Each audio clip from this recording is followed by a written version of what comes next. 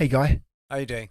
Yeah, good. I was wondering this week, lying in bed late at night, thinking of landfill sites and how so much of what we've done in our lives must be sitting in the strata of landfill. And I was thinking about... this is starting well, isn't it? It's a cheery start. Well, it's 4 a.m., you know. It's what you think about, isn't it? That and dying.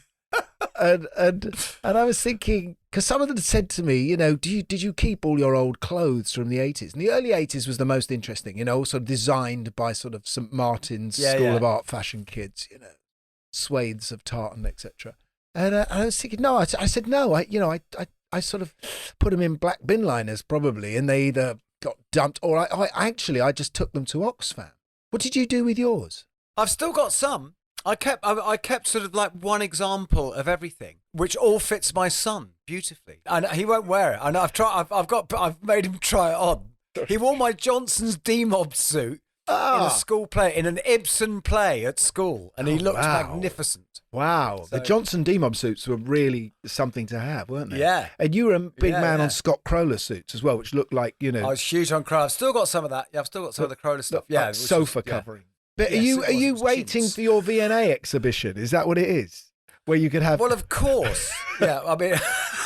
See, I think what's happened is a lot of my clothes... I think I'm maybe in the village hut down here. I reckon, because you give them to Oxfam, etc., I reckon if we went to the... Sort of, if we acted like Stanley and went in search of the source of the Nile, and there's probably some African king wearing my old true suit or something. Whatever. Brilliant. Anyway, but what has this got to do with Bob Ezrin? Absolutely I thought nothing. you were going to do something about how... So this is someone that you've worked with, Bob Ezrin. But he's Uncle Bob to me. He's the first person who had that mantle that Trevor Horn was to have, which is if he produced an album, didn't really matter who it was because you knew it was going to sound amazing. Yeah. I mean, the first time I remember seeing his name on Alice Cooper album labels, and I think my early association was, if it was Bob Ezrin, it was theatrical and it was big. Exactly. Absolutely that. I mean... Exactly. That's why I remember when it's like when you finding out that he'd done Pink Floyd, it's just like, oh my God, of course. Yeah, The Wall. And he co-wrote The Trial, didn't he? The one of the... He co-wrote The Trial. Well, he wrote the... We'll cover all that. He basically wrote the script for it. And we will. So he did... And he also, it's got to be said, if it wasn't for him, there would be no Comfortably Numb. And I think that counts as an actual service to humanity. Wow.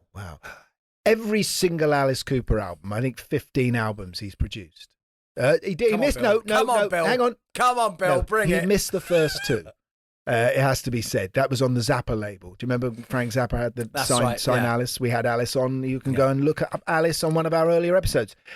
He's done Kiss. He's done Aerosmith, Deep Purple. Peter Gabriel won. That, come on, which is still, if you listen to that now, man, it's one of the most perfectly produced records ever. Well, you wonder if the 80s production sound was invented then in 1977 with Gabriel 1. And of course, Lou Reed's Berlin, which actually at the time got a bit sort of, some bad press, but in retrospect is a superb record. It's magnificent. Yeah, but it's a hard listen. Yeah, it depends where you are. It depends if it's 4 a.m. and you're thinking of landfill sites. If you're thinking of landfill... Then perhaps children screaming because they're being taken away from their mother isn't so bad. Okay, on that note, let's get him on. Welcome to the Rockonteurs.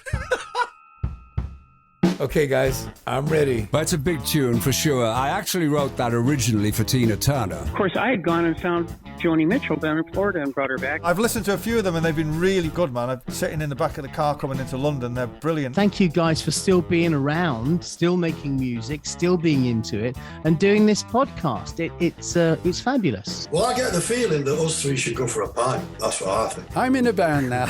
It's called Roxy Music. You know this thing about the 10,000 hours of experience? Oh, yeah, get good at something. When we recorded Arnold Lane, we'd done about 50 hours. The Rockonteurs podcast with Gary Kemp and Guy Pratt. Keep on rocking!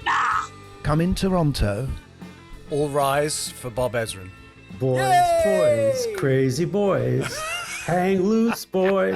Got a rocket in my pocket. Stay loosey loose, boys. Okay. Uncle Bob. There you are. You said that's why we love you, Bob. We were talking about this because you are like us. You're a West End Wendy. We were saying in our intro that, you know, when I was I won't say a kid, I'll say a young man, and I saw your name on a record, I knew there was going to be a certain amount of theatricality. I mean, $1 Billion Babies is just drenched in theatricality. Even that opening song. I wanted to ask you about that opening song. Hello, Hooray. Because that's written by a Canadian. Was that something to do with you? Well, yes. I heard Bob wrote the song all Canadian on songs. Yeah. No. The only thing it had to do with me was that I had heard this song, and it was written by a guy by the name of Rolf Kemp, Kempf, who at the time was living not far away from Toronto. And I didn't know that. I had heard it on a Judy Collins record, and I thought, whoa, you know, if we took this and made it into a like rock opera, and we changed the lyrics, of course, this would be a tremendous overture for Alice for the next record. So I looked into finding the guy, and it turns out he lived 30 miles away from me. And I approached him with the idea. He was fine with it. And then I pitched it to the band. And surprisingly, they were okay with the idea.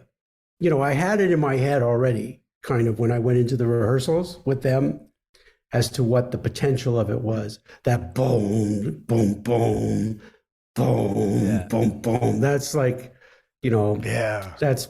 And Alice that's just sings Wagnerian, yeah. But in a way, it's almost like a precursor to In the Flesh, isn't it? I guess, yes. But I mean, it's not so much a precursor to. It's just a through line, through. Okay. Oh yeah, from the time I first started playing.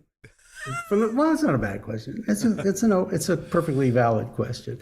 I mean, I'll tell you the one thing that is true is that I go into every project forgetting everything I ever learned, not knowing what I did the last time, and just, you know, starting afresh. However, I bring in my sort of natural tendencies, we'll call it that, and some of the, you know, those riffs that are stuck in my head that I can't get rid of that keep showing up. Right. Da, da, da, da, da, da, da, da, da, you know, like that kind of stuff. So, yes.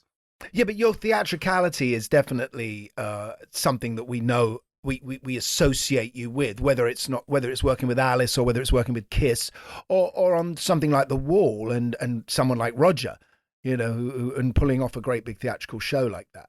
You know, I wondered, actually, thinking about that sound on $1 Billion Babies and that opening, that triumphal opening, and it Brain Salad Surgery and Emerson, Lake and Palmer had a little bit of a bent towards that.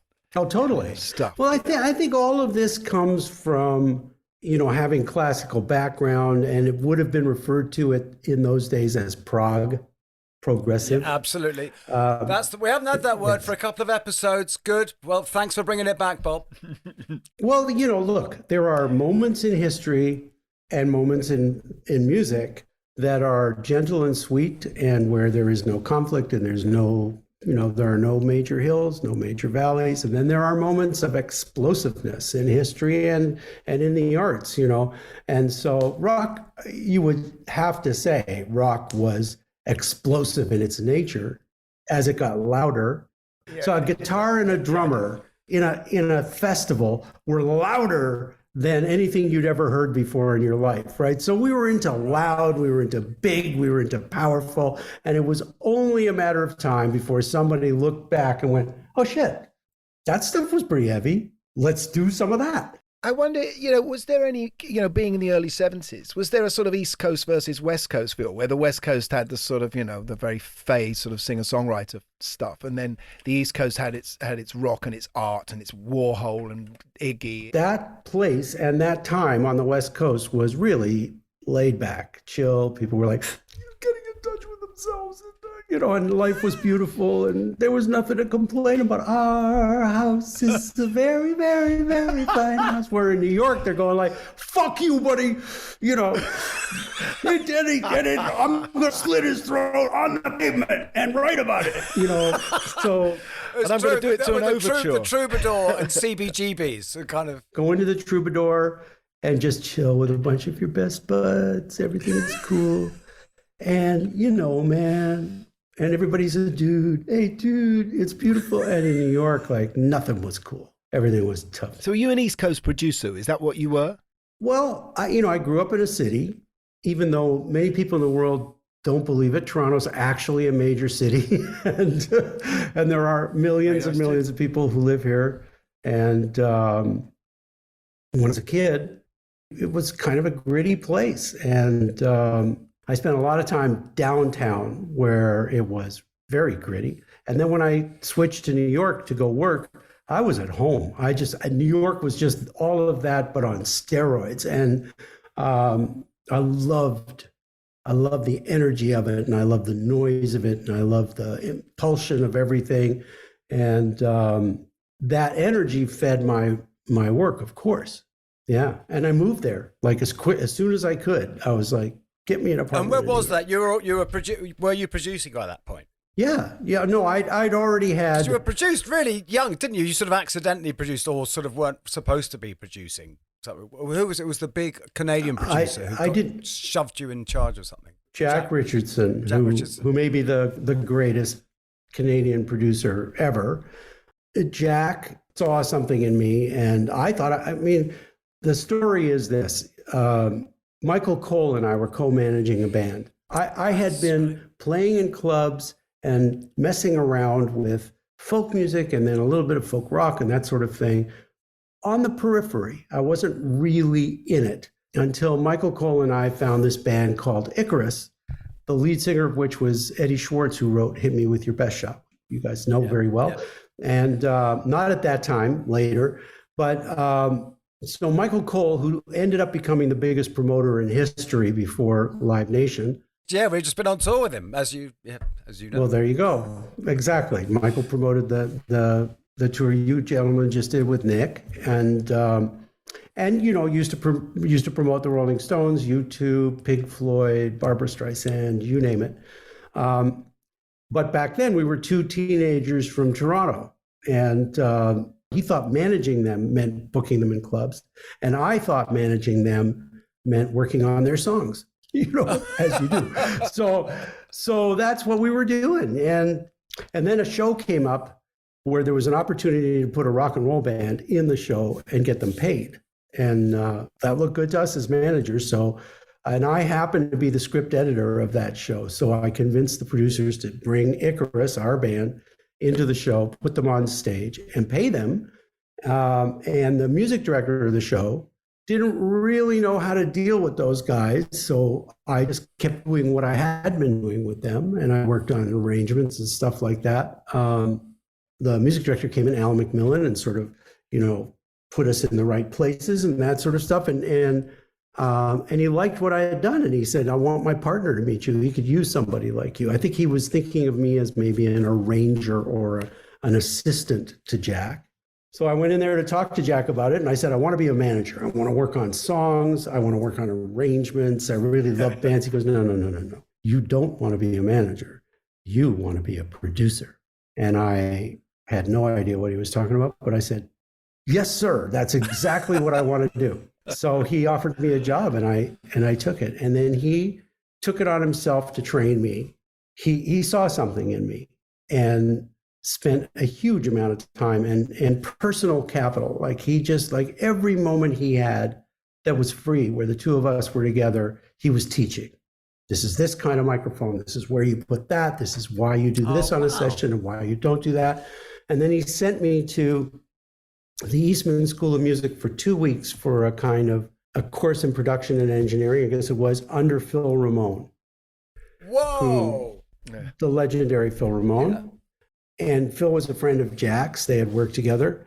So I went down to Rochester, New York, to Eastman School for 2 weeks, and Phil saw something that he liked. And so he took an interest.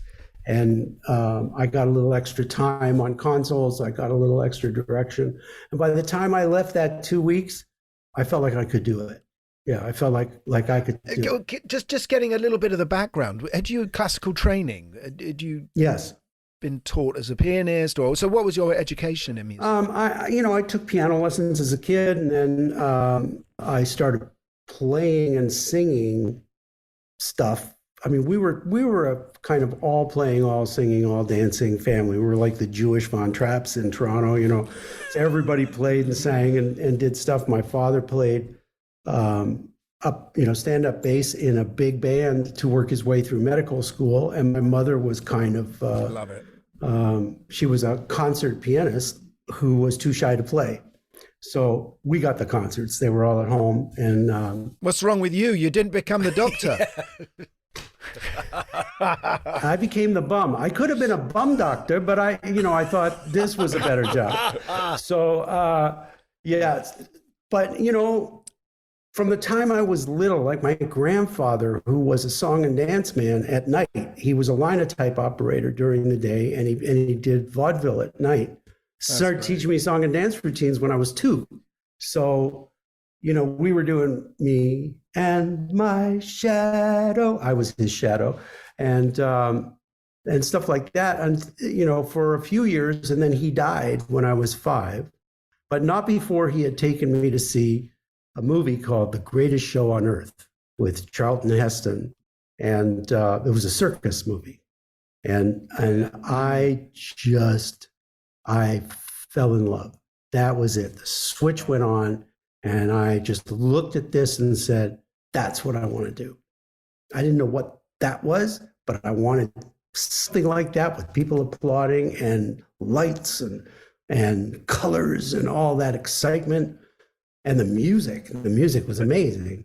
So that's how I saw it. And that was in a way, that's, sorry to interrupt, but I'm saying, in a way, that's when we have people on and their moment is either the Elvis or the Beatles on Ed Sullivan or Bowie on Star or on Top of the Pops. That was your Elvis on Ed Sullivan moment. Yes. Yeah, but also, Guy, this is everything you're about to do, well, because exactly. Alice is Gothic Circus, right? Yeah, pretty much. So that was one of them. There were a few moments. My parents were very into theater and the arts and that sort of stuff. So we would go to the Stratford Festival here in Ontario, and Stratford, Ontario. I was going to say, what, the Shakespeare Festival in Stratford? That would have been impressive. Yes, our Stratford Festival with our Shakespeare, and we had a lot of your actors come over. And do Shakespeare during the summer. It was actually the number one theatrical festival in the summer in all of North America. Is it still going? It's been going since the 50s. We must go. We must go. You must come. Yes, come over. But the theater in which this, where the main is sort of the main stage was Theater in the Round, almost sort of, 240 degrees. And that's it. Just a pallet on the floor. Think when we speak of horses that you see them, their hoofs, and all this stuff from Henry V. But, that's it. It's your imagination. It's all imagination. There weren't. I want to ask you something about that connects in a way, because you're talking about Henry V there as well, aren't you? When he describes him at the beginning. Oh, for a muse of fire that would ascend the brightest heavens of invention. Yes. Do you prefer walking into a studio with a completely blank page, or do you want to hear those songs all finished? Oh, no. Walking into the studio, we know what we're doing. Walking into a project with a blank page, yes, I prefer that. But then we go through the process of, this is, in a way, it's no different than making a movie. You have to have a script, or you're just flailing, and it becomes very time consuming and sometimes incredibly expensive. And don't forget, at the time that I started, it was the labels that hired me, not the acts themselves. Now it's different. So the label would say, this is your budget, this is when we need it delivered, and you do that and you get paid. So I had a mandate, and had to get things done within a certain period of time. What they didn't dictate was how much time we'd spend on pre-production. For me, that's the key to the making of the record, the pre-production. Because that does seem to be a thing. Yeah, sorry, but that does seem to be a thing that runs through all of your work, is that you always, before you do a thing, or once you're doing it, is you always try and find the story, what the story is. And a lot of people, Trent Reznor's talked about that. Obviously, with the Wall, you actually wrote a script, right? Which is in the Rock and Roll Hall of Fame. I wish I'd known when we went. I've never seen it. Yeah, But yeah, you're right about that, because I mean, obviously, there's a sense that Billion Dollar Babies has a sense of story about that. Berlin with Lou Reed was definitely an inspiration.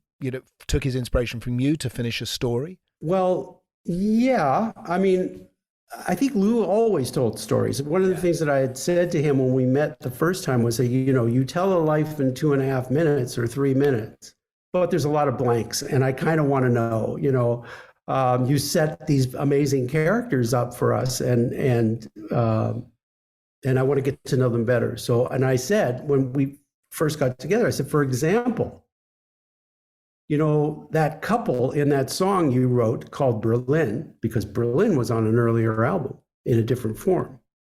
And I said, I would have really loved to have known kind of where did this go, and know more about them.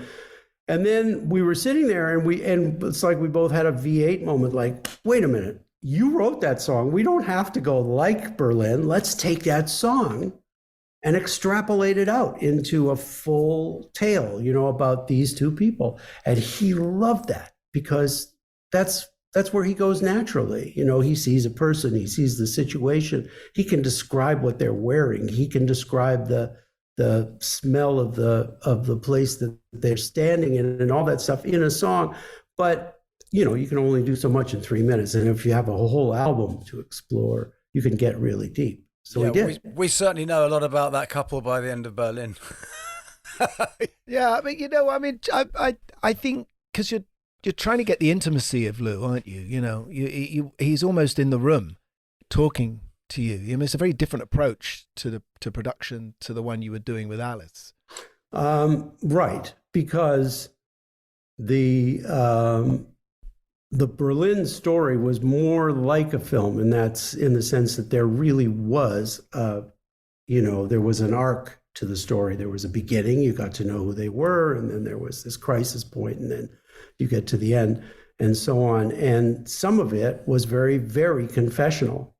And so for the confessional stuff where he's going like, somebody else would have broken both of her arms, like that, he's leaning in and he's telling you, you know what, that bitch, I should have killed her, But there was a certain amount of kind of using Lou, I want to put this in the right way, using Lou in his state at that moment.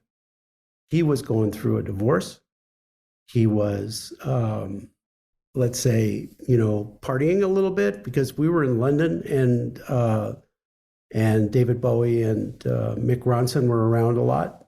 And they used to take him out after sessions, which is not something that I would normally condone, but, it's David Bowie, for God's sake. So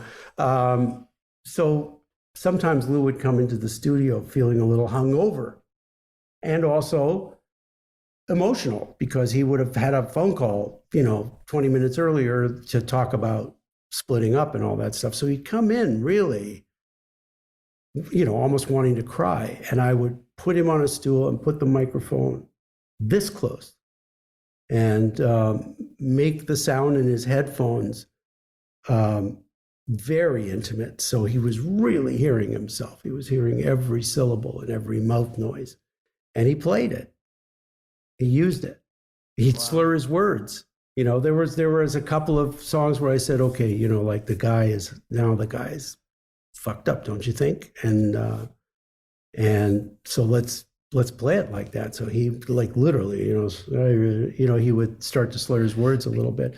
It was great. You had a lot to compete with, though, because of Transformer being such a big commercial hit. Was there a record company on your shoulder going, where's Transformer?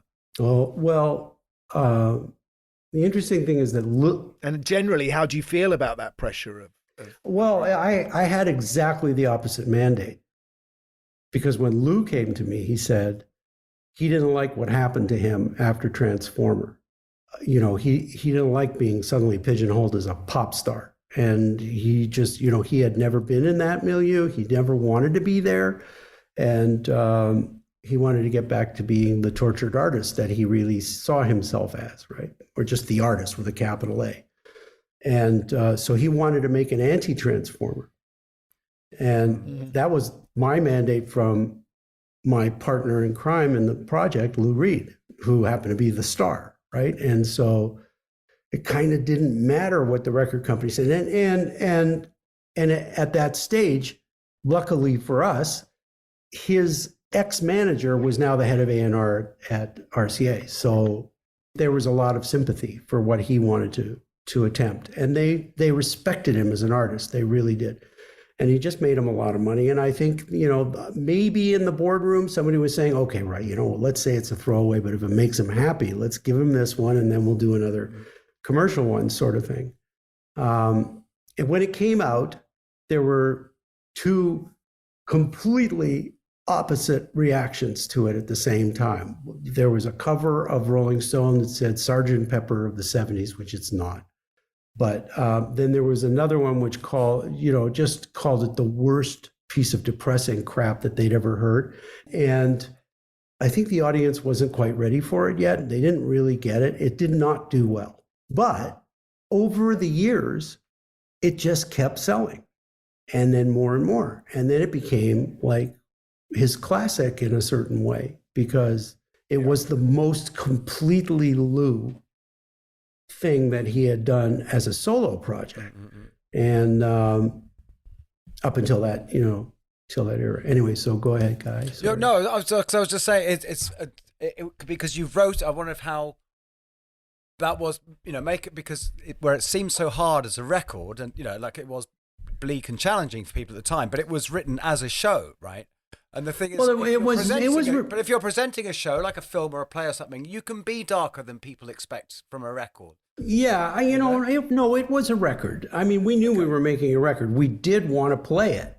We wanted to play it live. We could see it. We saw those people. We even had a set in sort of between the two of us. We had designed the concept, and it was going to be it was going to be a structure that was two stories with 2 rooms on the bottom and 2 rooms on the top, 2 up, 2 down. And wow. Did you tell Roger about this while you were doing the wall? Because it sounds familiar. A little bit, right? Yeah. And that we were going to play, you know, Jim would be in this room while Caroline would be here. They'd be together there. There'd be somebody there, but it was a 2-hander. And we, you know, with sound effects and all that sort of stuff. And we saw it that way. We really wanted to take it out like that.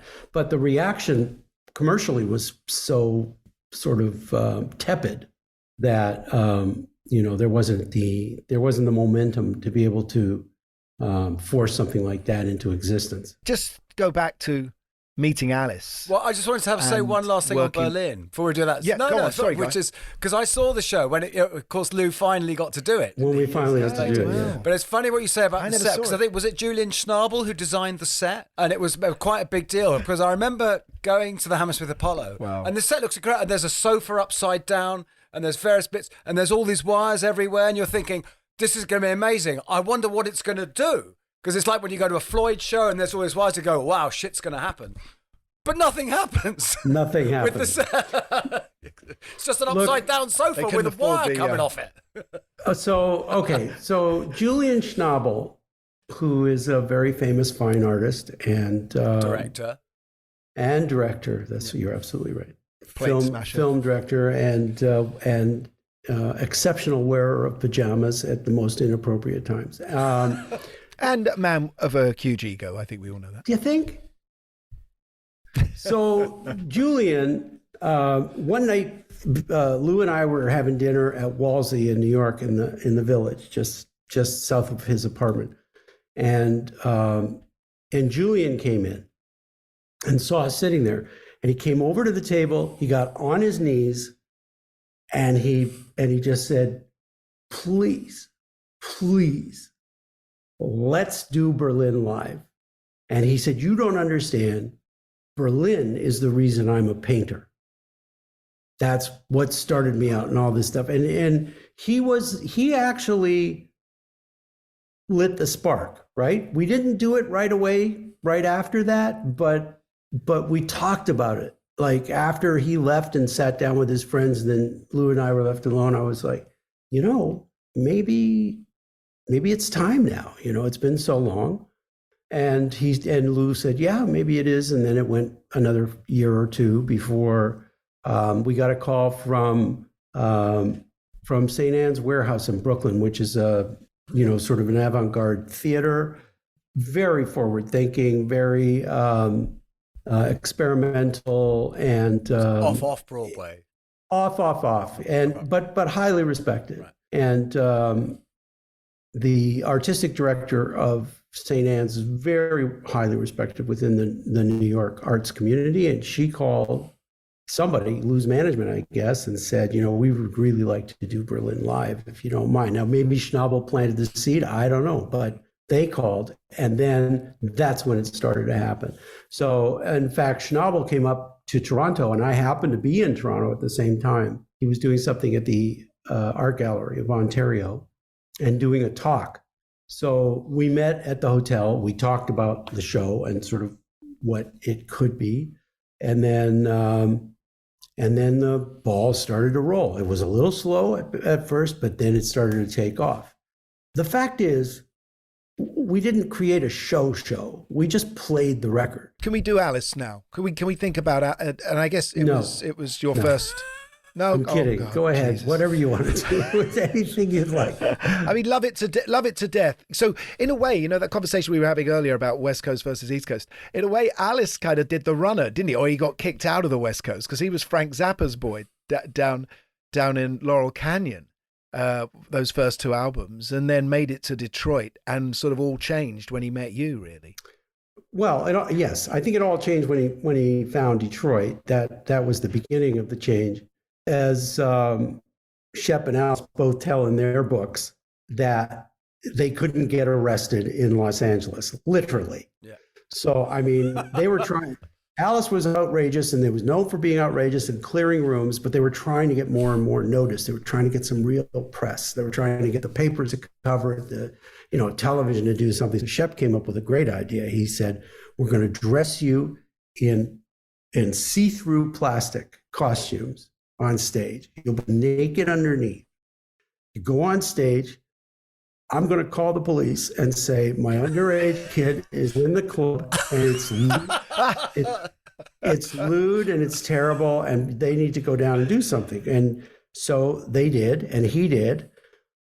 The Keystone Cops arrived, right? By the time the Keystone Cops had arrived, the condensation inside a plastic suit, which is natural anyway, had fogged them up completely. There was nothing to see. So they couldn't even get arrested. Literally. Magnificent. Yeah. Love that. Oh, it's a great story. Bob, I'm going to steer your brain back into I'm 18, right? Okay. Because I'm 18 broke Alice, and it's still, it's one of his great pieces. He still does it. How do you get to love that? Would he? It's like singing. Let's hope I die before I get old, isn't it? My generation. Yeah. The great thing about the Alice Cooper songs is that they're all little pieces of theater too.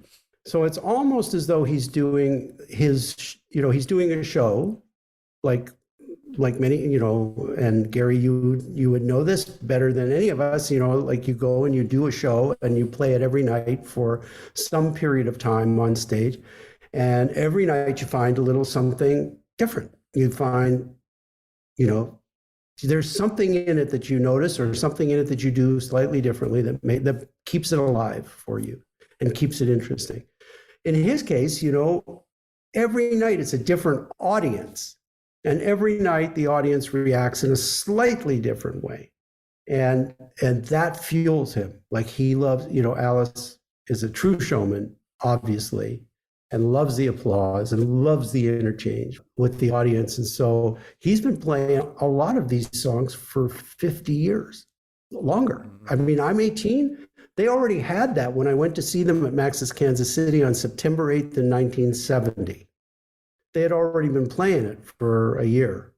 I thought it was I'm Edgy when I saw the show, because I'm 18 and I don't know what I want. I'm 18 and I'm going, I'm edgy. Ooh, that's hip. So I told them I thought that would be a big song. I love that I'm Edgy song, and they look at each other like, what?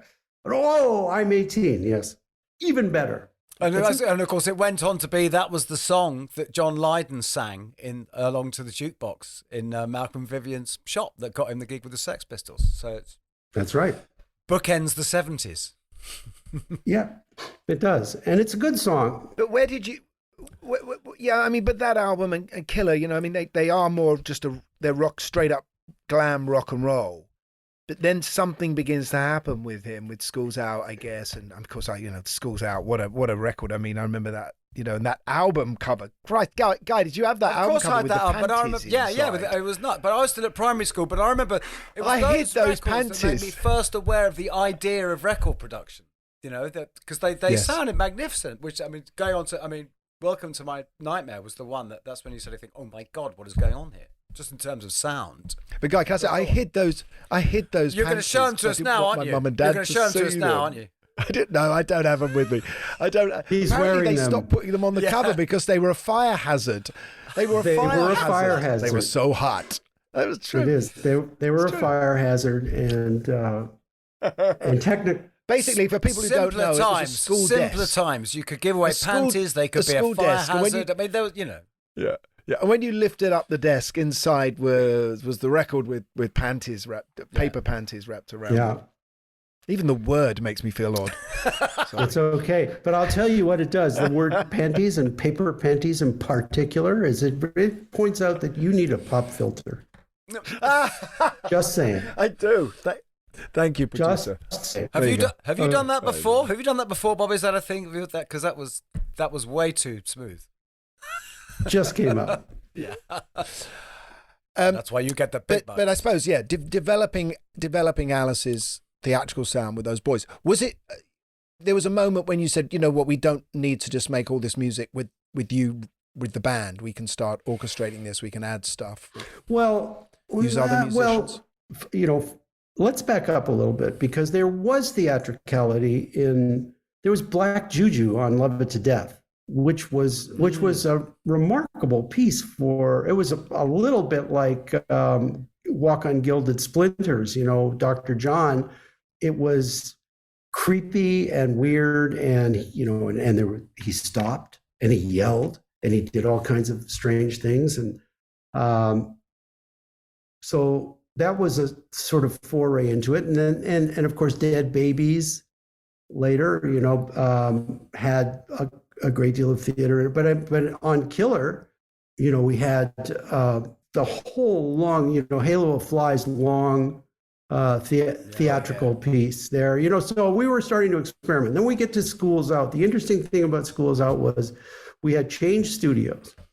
Up until School's Out, I was Jack Jr. I was working in Jack's favorite studio with Jack's favorite engineer, in Jack's way, with Jack's kind of sound, sort of. I was, only Jack was Jack, but I had learned drum sounds from Jack Richardson. I was using the mics he preferred and all that sort of stuff. Then I get to New York at the record plant, which is this incredible crucible of creativity, just a bunch of wacko young men playing with toys. Suddenly all this new technology, and there were a few of them that were inventing the technology at the time.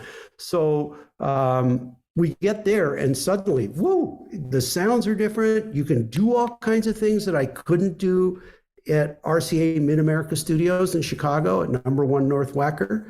But also, there were people on the staff at the record plant who played instruments. So I could like me, right? So suddenly I could add a piano, me, and I could add a dulcimer, and that would be Paul Prestipino, and he would come in and play. He was one of the maintenance guys, but he played, a great sort of mandolin, dulcimer, whatever it was that we had him do. Also in New York, you could rent anything. So I could rent a calliope, which I used on the Kiss, album for Flamin' Youth. They died. But I was like, wait, people will talk about this forever. So Kiss. This is so Kiss. Yeah, no, it wasn't. Yeah. I've just learned how to say that. Calliope. Yes. You thought it was a calliope. Calliope. I was never quite sure. You only ever see it written down. You're the first person I've ever heard say it out loud. I always thought the girl's name was Penelope. So, Yeah. Kiss. I mean, we had Paul on the show. He seems like a sweetheart. But the other guy. Well, this is where the classic isn't this your classic line of shouting "Who knew" at a record company meeting? Wasn't that to do with Beth? Beth. There's a long story to Beth and how that happened. Is it too long? Is it too boring for you? Or? The condensed version is that it was important that Peter Criss have a song on the album. This is something that he had written with a friend of his, Stan Pendridge, earlier, and he brought it in. It was a little more, it was sort of cock and balls, kind of arrogant guy saying basically, screw you, I'm not coming home. Me and the boys are more important and all that stuff. And it was a little bit bouncy. And so I said, can I take it home and play with it a little bit? And I went back to my apartment on 52nd Street, and I sat at my piano, and I don't know where it came from, but bling, blah, da, do, do, do, do, just came out. So now I started to play that, and then I started to sing the song, and I thought, this is actually a very sad song that, why isn't he coming home? And he knows he's breaking her heart. Why? What's going on? And the fact is that his house no longer feels like a home, and he just can't. So it's really his heart that's broken, her heart that's broken. It's a sad story of the breakdown of a relationship. And, and he ends it by saying, Beth, I hear you calling and I hope you'll be all right. But me and the boys will be playing all night. I'm not coming home, is basically what he's saying. Mm-hmm. And so we made it into a ballad, a really kind of sensitive, sad ballad. And Peter just happens to have this kind of, that smoky voice that lent itself to the song perfectly in that form. Yeah. So we did it like that. And the minute we did it, I just knew that was a hit, but the rest of the band didn't feel like it was representative of Kiss. And it wasn't, not at the time, wasn't representative of Kiss. As people knew them, but it was representative of the Kiss of Destroyer, because the purpose of Destroyer, from my point of view, was to take them from being a cock and balls rock band that appeals to 15-year-old pimply boys and no one else. Well, they would never not going to be cartoonish as long as they were all dressed up like that.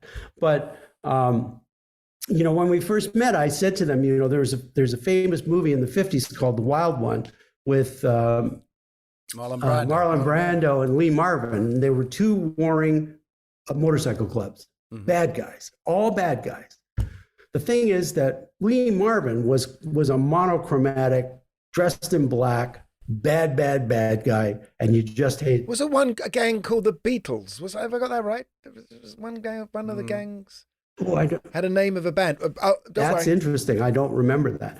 But Lee Marvin was just nasty. Whereas Marlon Brando, there was something about him that was a little vulnerable, a little more humane. And the girl, the pretty daughter of somebody important who was, tightly wound, good Christian, lovely girl, virgin, whatever. She saw something in Johnny, Marlon Brando's character, that she fell in love with. And what are you rebelling against? What do you got? Exactly. Rock and roll line. That's it. So I said to them, right now you're Lee Marvin. And that's a glass ceiling. We'll never go wide with that. It'll just be the 15-year-old boys that go, oh, that's cool. But what we want is we want to expand to where every girl in America looks at you guys and goes, I can fix that. I love him and I'm going to fix him. Because that's what girls do. They look at people like you, Gary, and you, Guy, and they say, I love him. I can fix that. Well, as that was a very Chris nervous Martin laugh said, there. you know. As Chris Martin says. No, that's where Chris Martin got it all wrong. He said, I can fix you. That album was both the macho, sort of, straight up sexual side of them. It was also a little bit of mystery, and it was a lot of vulnerability that people didn't pick up on at the very first, but it was in there. And Do You Love Me? And Great Expectations, even though it was Great Expectations was full of bravado. And then they go and call it Destroyer and ruin it all. Sorry, Gary, what were you saying? How did you two guys meet? I first met Bob when you came to. Well, I wanted to do Peter Gabriel, but we'll do that afterwards. I first met you when you were brought to, and I was in a totally overwhelmed state at the time when we were rehearsing that Pink Floyd tour in Toronto Airport, and we were in trouble, right? And it was like 2 weeks before the first show, and you were brought in to sort of fix the show. Right. David called me. David is fantastic, and I love him.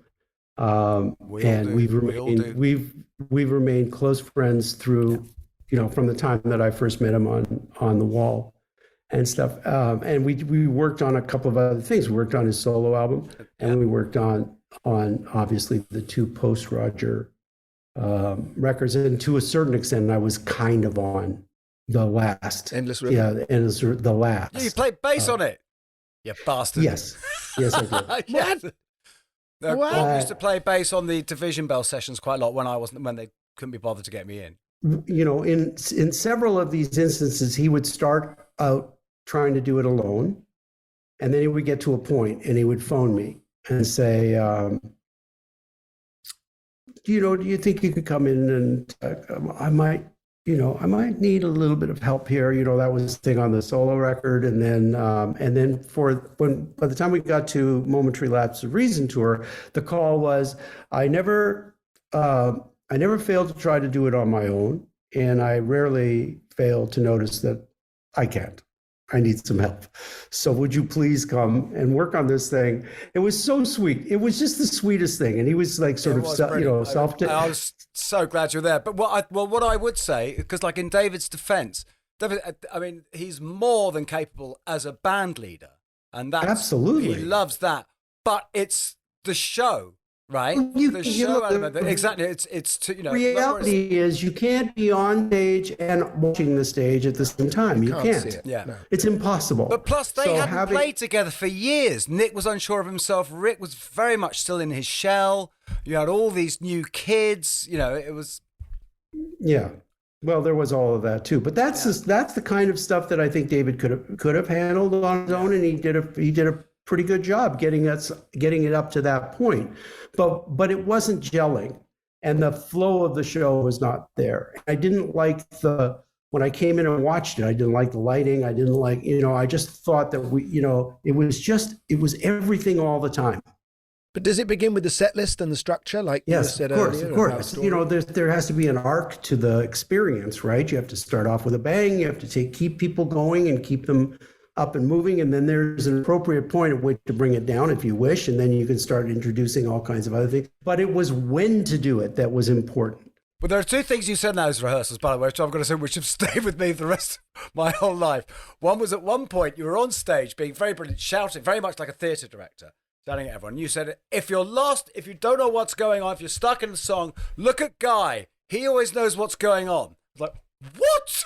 Which is A, just completely untrue, and B, the most terrifying thing I ever heard. The other thing you said, which is, and it's a phrase that I still use to this day, which was that, because Nick was a bit unsure of himself and concerning himself a lot with the logistics of the show and stuff. And also, I think perhaps slightly intimidated by Gary, as was I.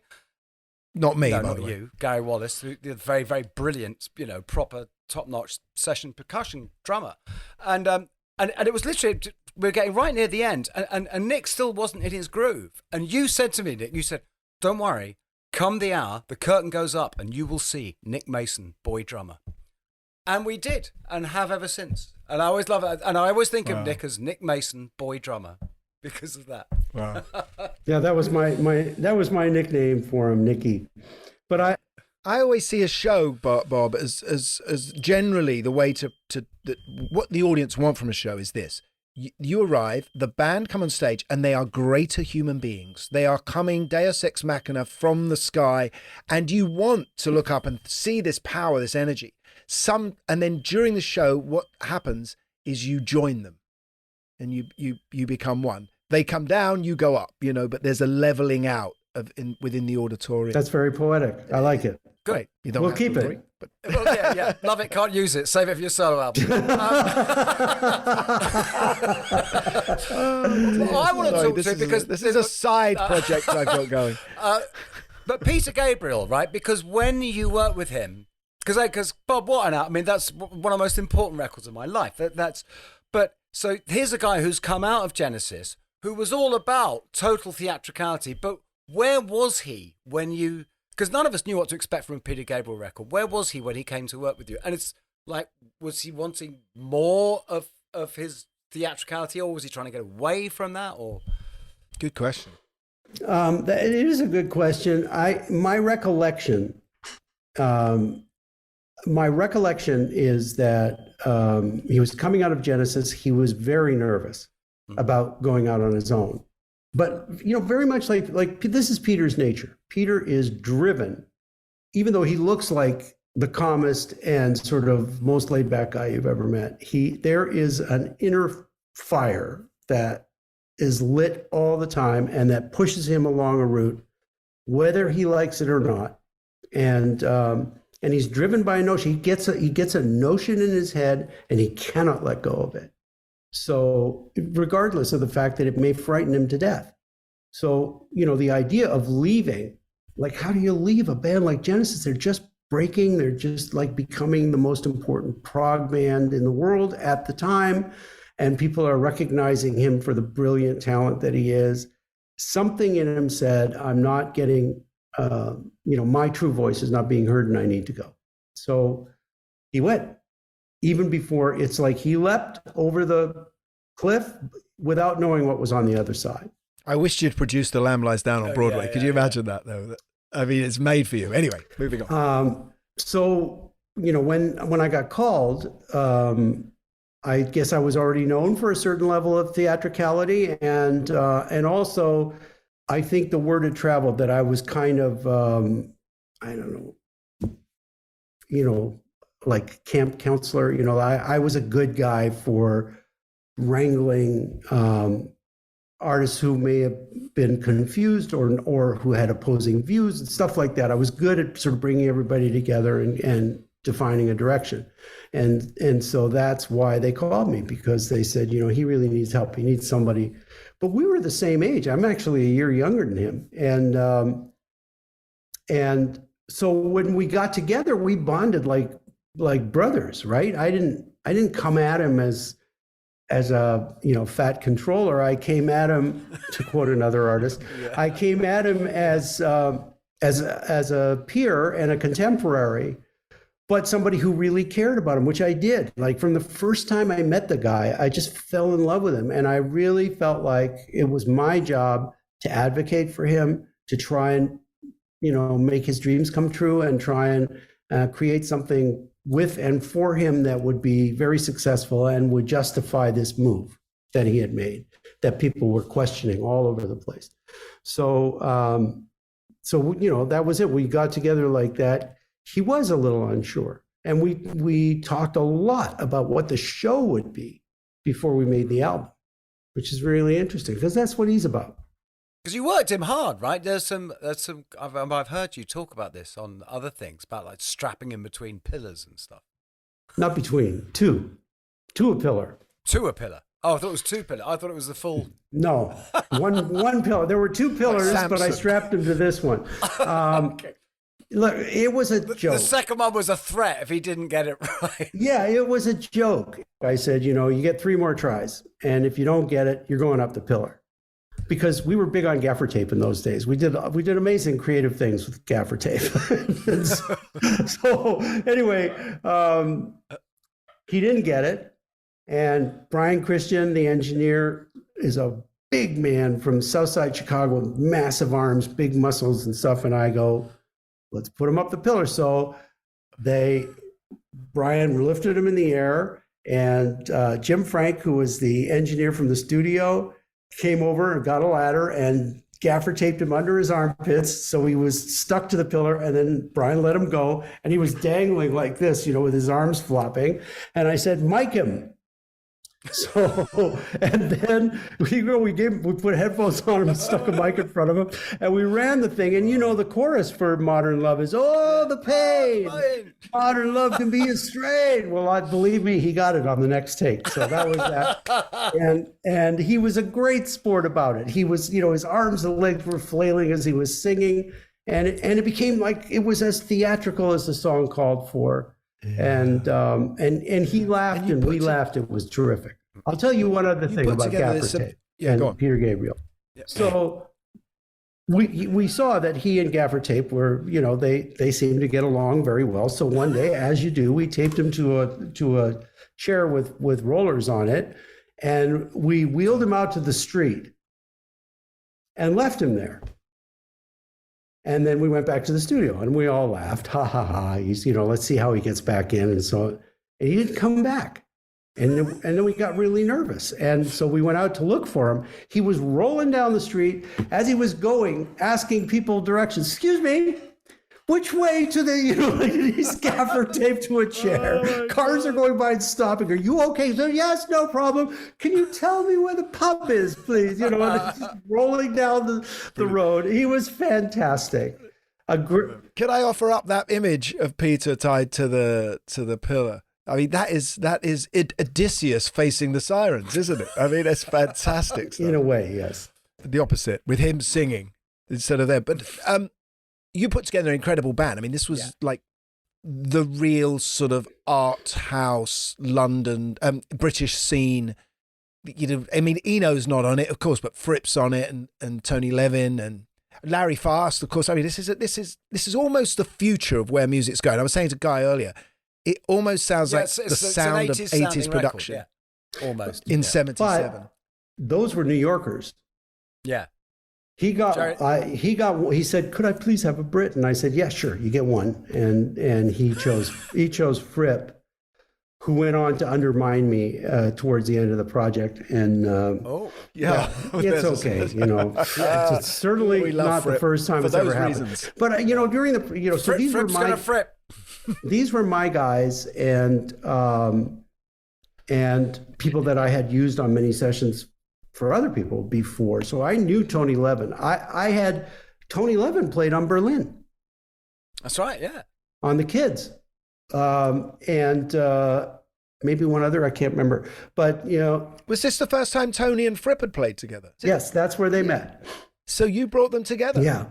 And I love, and of course, what I love is that Tony's still there and very much part of the package, which is why I'm really pleased that he ended up not doing the Pink Floyd gig, and I did, because he never would have been able to be really associated. He always would have been. He's always, because he's the guy who does everything. He does the Stickmen, he does Crimson. There's always wonderful things, but he's and he's Tony, and I adore Tony. I know Tony. I love him to bits. He's my hero. But he's that guy, and that thing he has with Peter is so lovely and. Oh, totally. You know Peter fell in love with him. And during the making of the record, Tony, it was really cool because we did pre-production, which was amazing. And one day when you have more time, I'll tell you the story of pre-production with Peter Gabriel. Love that. So we got to Toronto to the studio, the soundstage, which was Nimbus 9's studio.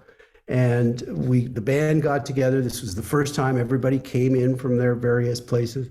And then we would all sit in Jack's office. Jack wasn't around at the time. I think he was doing the Guess Who. So we'd sit in Jack's office. He had an upright piano. Peter would play the piano, and some of these changes are really complicated, and some of the time changes and things like that on these songs. And the guys would be writing feverishly, could you go back? Could you go back? You know, he'd play it so they could hear it. And then let's go back to the beginning and let's walk through it so we all understand the structure. He'd play it once and Tony would read a book. That's it. He had it. He already had it. And everybody else is like, could I hear that, you know, that chorus like one more time? Like Tony had it. And at first it was a joke. It was like, are you listening? And then, you know, we'd get into the studio and Tony would have it. I mean, he would play it. Like he was ready all the time. And then he became kind of a little bit of a leader too. So he would help people to understand some of these passages. And when we got to Excuse Me, which Tony loves a bit of barbershop, doesn't he? So. Tony was in a barbershop quartet. And I don't remember who came up with the idea, but one of us said, it would be great if this was a barbershop quartet. And Tony goes, and he arranged it, and the band members sang it. I didn't go out and get ringers. It was the guys who played the instruments on the record that sang the parts in the barbershop quartet. It was amazing. And we would practice outside of the studio in the courtyard. People would come out of their offices, you know, just listening because it was so crazy. Yeah, right.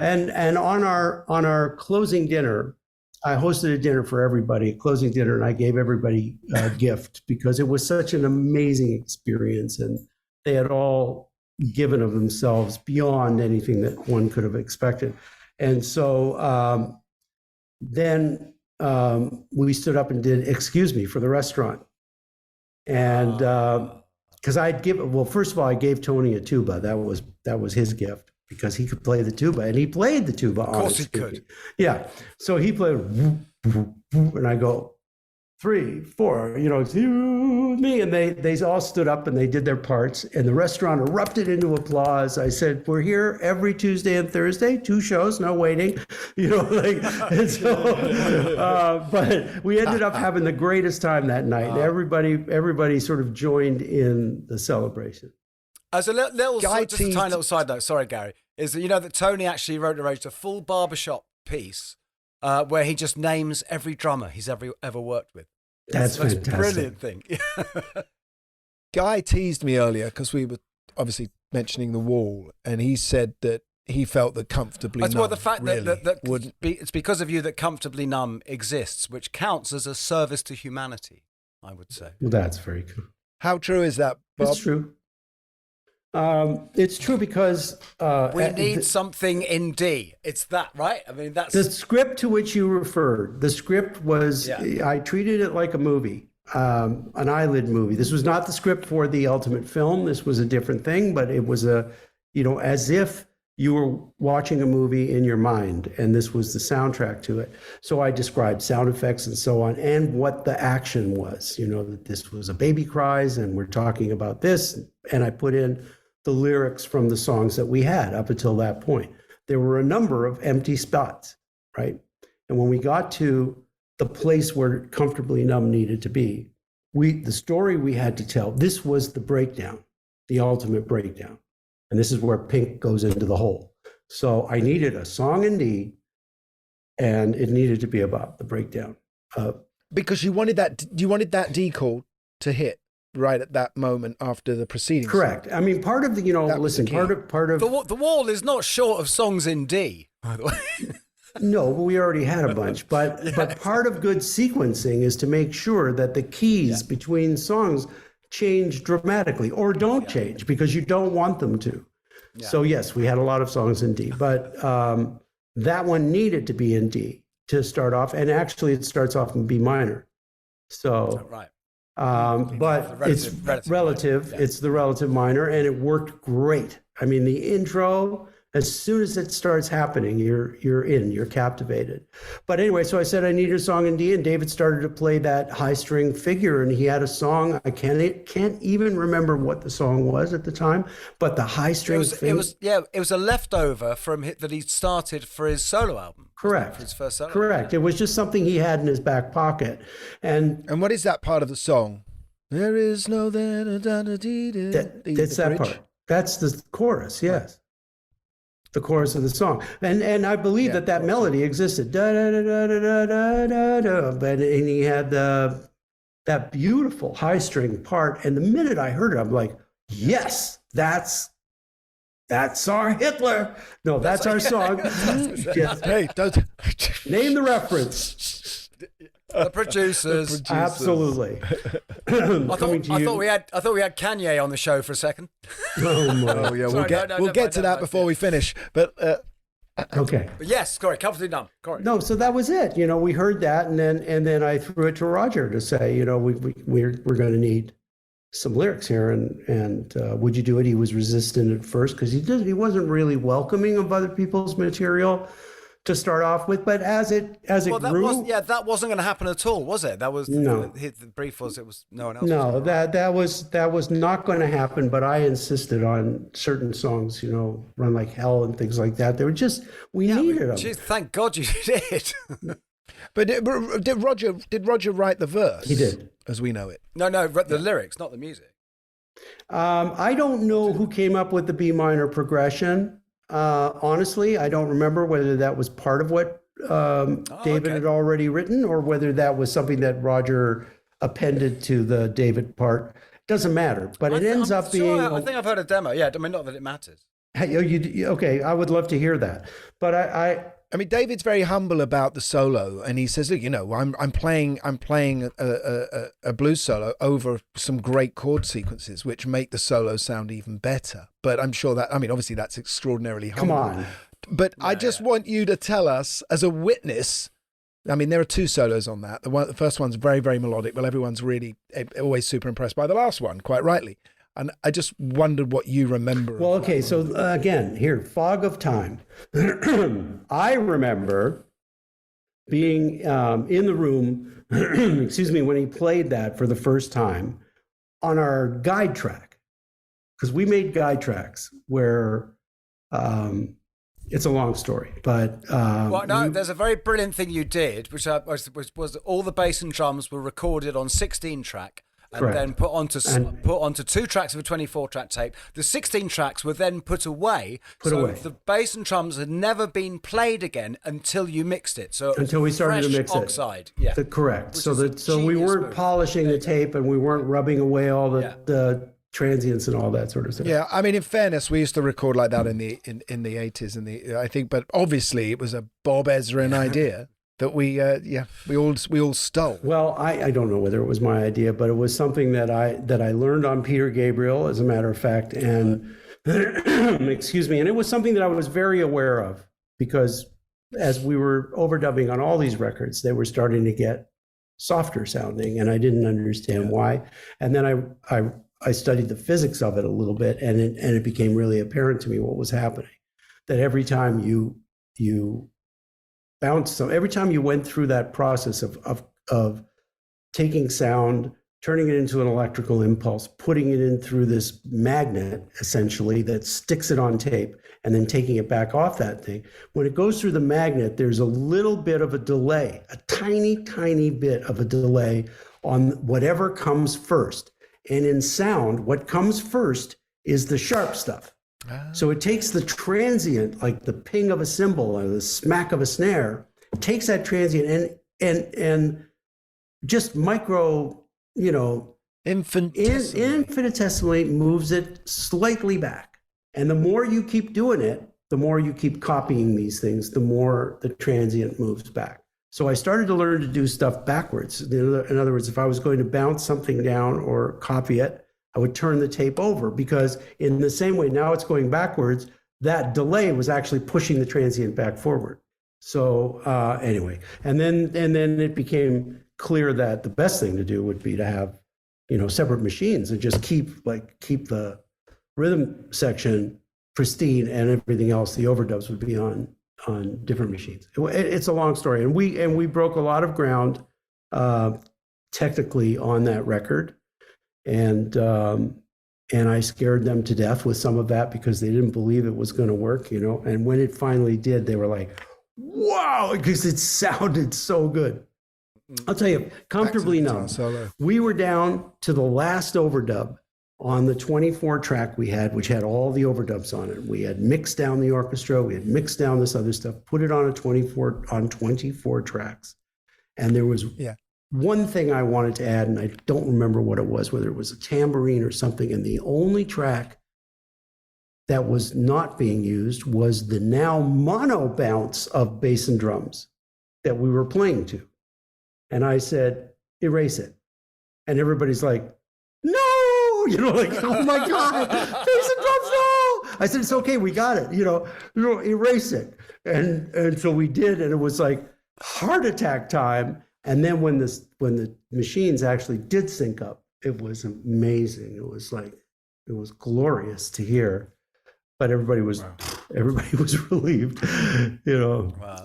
So anyway, but that solo is famously first take, isn't it? I mean, that solo is according to in the history according to Ezrin, first take, and David remembers it the same way. However, I've been chastised by the engineer James Guthrie on the gig, who is very cross with me because apparently I'm stealing his thunder, and actually it was done over several takes in France while I was in Chateau Mirabel with Roger, and he was the one that recorded it.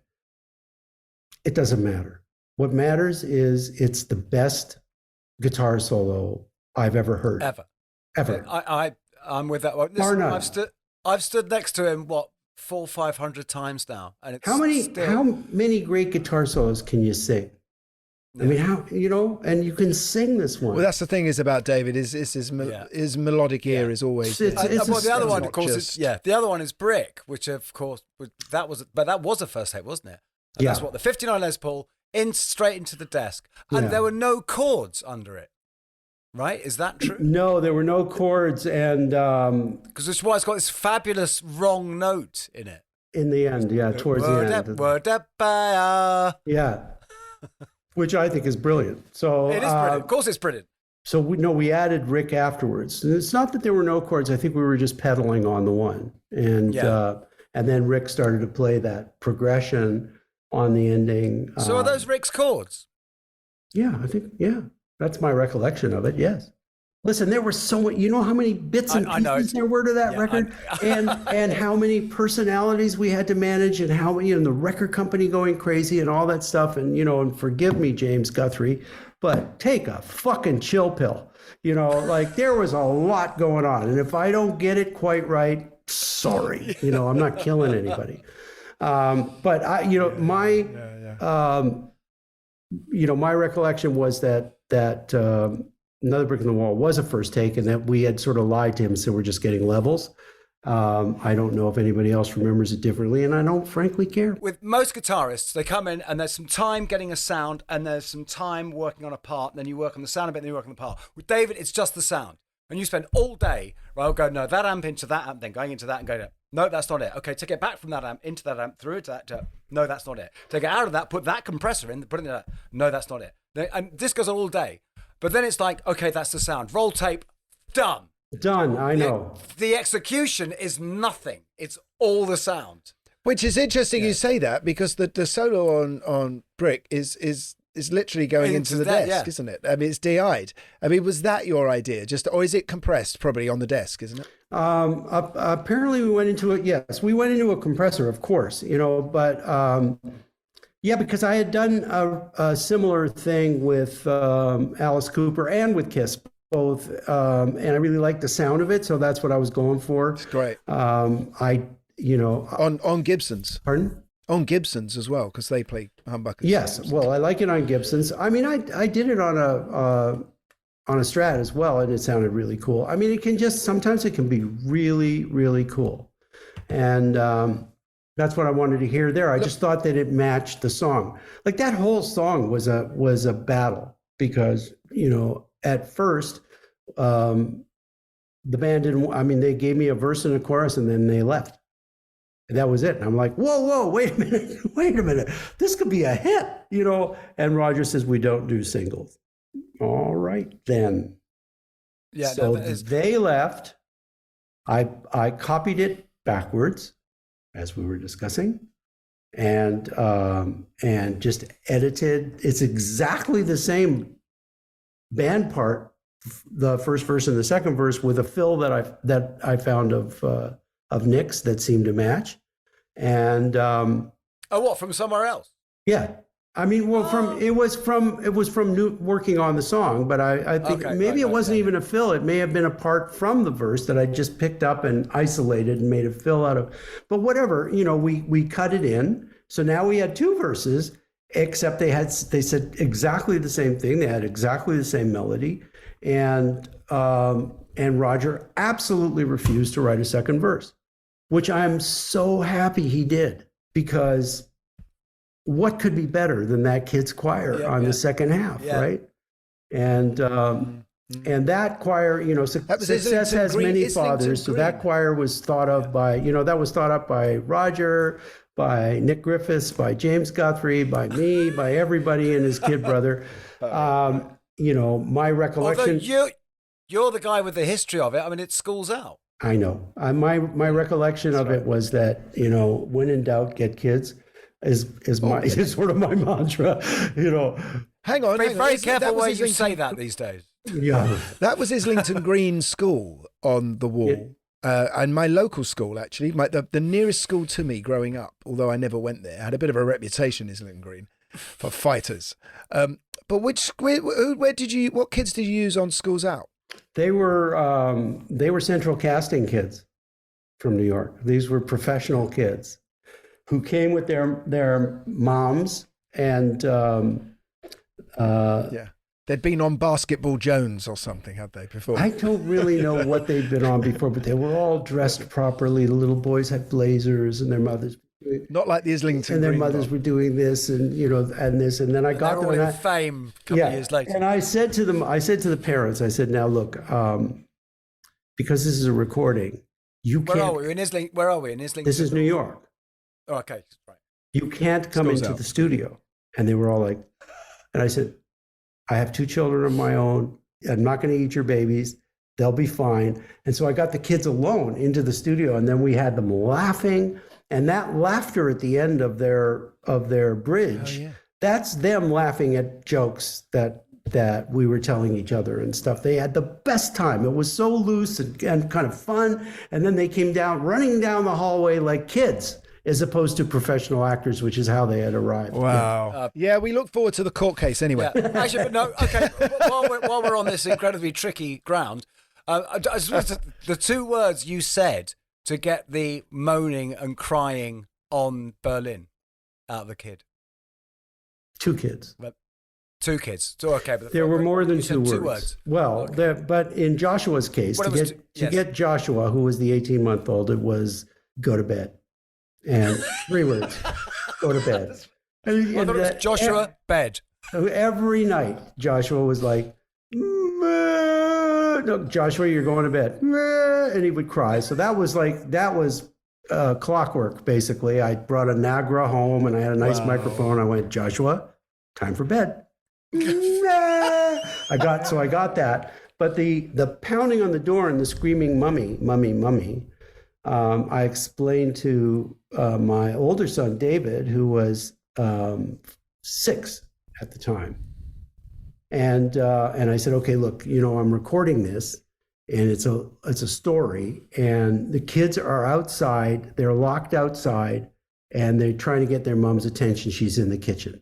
So pound on the door and yell, mummy, mummy, mummy. That was it. So David starts pounding on the door going, mummy, mummy, mummy. Mom, Mommy. And little Joshua is 18 months old and does everything his brother does. He starts yelling, Mommy, Mommy, Mommy. And actually, if you solo that track ever, you can hear Joshua say to David, I could love it with Mommy. You know, it's like, there she is right there. What are we doing? You know, so, but David was a theatrical kid too. And so he played the part. But what I did do is I took those two elements into the studio and I put them through an LA2A, actually, a compressor, and just cranked the gain until it distorted. And it became more and more and more distorted. And that is what gives it that sense of like just terror. It's horrific, yeah. It's horrific. You can't... You should have actually had a sort of No Children Were Upset in the making of this album. Yeah. You know, he remained a baby for the sake of his career forever. He's the one on Nevermind as well. And Ferris. Oh God, Bob, we can keep going. We can keep going. But actually, I have a school choir to go to. I have a school concert to go to as it's Christmas. There's one of those going, and my son's got one, and I'm going to have to leave very soon. I don't know whether you could talk about this, but you did it. You can, because you recently had a very public spat with Kanye on Twitter. You're not some old geezer who's retired quietly, are you? And you were standing up for Taylor Swift. I love that. You've mixed. Yeah, I had worked on the. I'm a big Taylor fan. On the Speak Now DVD, I mixed that and the CD that went with it, and spent time with her and with her parents and got to know her a little bit. And I just thought she was a really lovely girl, really sweet. And here's Kanye going. Well, first of all, the article is on the front page of the New York Times about Kanye West's never completed Pablo album, right? He's taking it back. Okay. He's already released it. He's taken it back and is working on it again to release it again. And like, I'm old school in the sense that you're going to build something, you make the plans, you build it. When it's finished, and you move on. And yes, a year later, you might think that there was something you could or should have done. And maybe you get lucky enough to be able to do a revisit or something like that. But this is a guy who never finished. He just kept taking it back in, and it was really pissing me off. That wasn't enough. It was front page of the New York Times on a Sunday morning. My time, my paper, get out of my face. Anyway, but in that opening 3 paragraphs, the bottom paragraph, he talks about Taylor Swift and he goes, she owe me a fuck. She owe me an F-K. I made that bitch B-H famous. And that's when I went into shark mode, and I was just, my eyes turned steel gray, and I went, he must be stopped. So I wrote like an op-ed, like a little letter that I sent to Bob Lefsetz. And I figured, it's going to go out to the Lefsetz letter. Like, they're all probably kindred spirits. It'll go out there, everybody have a good laugh. I compared him to a lot of people he didn't appreciate being compared to. And I said, he will never, what's his legacy? Like, he will never be remembered as much as MC Hammer and Macklemore. Because I just knew, like, if it ever got to him, that would be like, and I did want to stick it to him. I was pissed off at the guy. And I said his greatest talent was at being noticed. He's like the streaker who runs across the field in the middle of the critical play in the big game, and that's his greatest talent, and that was it. So I did that. I went to sleep Sunday night, blithely unaware that somebody had showed it to him. He was on the West Coast. I was in Nashville. So somebody had showed it to him, and midnight in West Coast time, when I was fast asleep, he starts tweeting about it. And it starts off, it's like 12:01:15. Who the fuck is Bob Ezrin? Then 12:01:45. It's all farts like Bob Ezrin that don't give ye the respect that he deserves. 0155. And it starts getting faster, faster, faster. There's like this string of things. And Bob Ezrin's kids are dying of embarrassment right now because their father didn't understand the power of Yee. And I should give Yeezys to all his kids to make them feel better because their father is such a loser, blah, blah, blah, blah, blah. This goes on like this. My daughter, Sarah, is in Bali leading a yoga retreat. She's the first one to wake up, and she's got a ton of text messages from her friends in LA. What did your dad do to Kanye? So she goes on, she looks at the thing, she sees what Kanye says about how they're embarrassed, and she responds to Kanye and says, my father always taught us to meet anger with love and to tell the truth. You're a leader. Choose love. That's my little girl. My son, Jeffrey, who's a lawyer, was in Paris on vacation. He's the next one. Not on a yoga retreat. Not on a yoga retreat. He's the next one to wake up, and he sees all this. He goes, who's Bob Ezrin? Question mark, question mark, question mark. His legacy is, and he lists all the artists that I've worked with, all the way down, including Jay-Z, right? And all this stuff. And then he goes, yours, in capital letters, is yet to be determined. And so on. And it just goes on, and it's like, oh my God. So by the time I wake up on Monday morning, I have 62 text messages, and it's all about Kanye. Then I get called by CNN and CBS. And like, at first, it was kind of funny. By Tuesday, I was the number one trending thing on Twitter for 15 minutes. I have my 15 minutes of fame. Thank you. For 15 minutes, I was the number one trending thing in the world on Twitter, thanks to Kanye West. And then by Tuesday night, I was getting more calls, and Jan just looks at me, my wife Jan just looks at me and goes, that's enough. Shtum. She knows. And she knew. So I said, okay, thank you. Yes, I'll shut up now. But I was loving it because I just thought it was, it was getting to him. Now, what turns out to be true is that then when he wasn't getting a rise out of me anymore, then he turns back to Taylor, and he turned to Ludacris, I believe, and started taking him on. And the puking out invective got so terrible that Kris Kardashian, mom, took his phone away. So and again, James Guthrie will probably disagree with me on this because he was probably there, but Bob, we love a bit of controversy. Yeah. So you're still out there, That's the thing, isn't it? This isn't a guy that is just like the career ends in the. I'm still making records. 70s. Why would my career end? Until somebody shoots me. Not to mention, can we also point out all your other fantastic initiatives, your great education stuff you're involved in, and all sorts. It's absolutely Music Rising with the Edge. Yes, and the environmental causes, which is that's risen to the top of the heap. What are you working on creatively right now?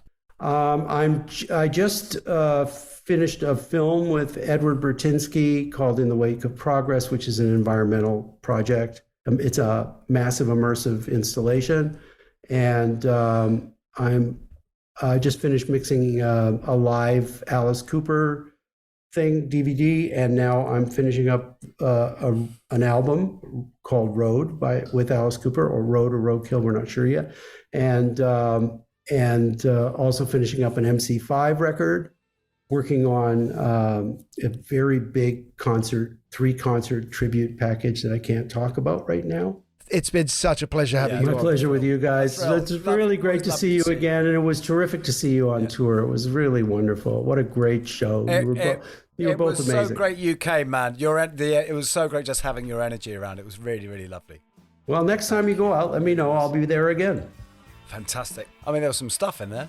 I know everyone's going to be typing under our social media posts saying things like, there needs to be a part 2. What about, and all the Floyd heads are going to be complaining we didn't do all the other albums. At one point I thought, do you know what, at this rate, we're just not getting to the wall. We're just not. And we didn't touch on the Division Bell or, Momentary Lapse or any of that. I've got to go to a choir. Or something like that. You go to your choir, mate. Concert. That was fantastic. So keep it right here, people. And thanks to Ben, our producer.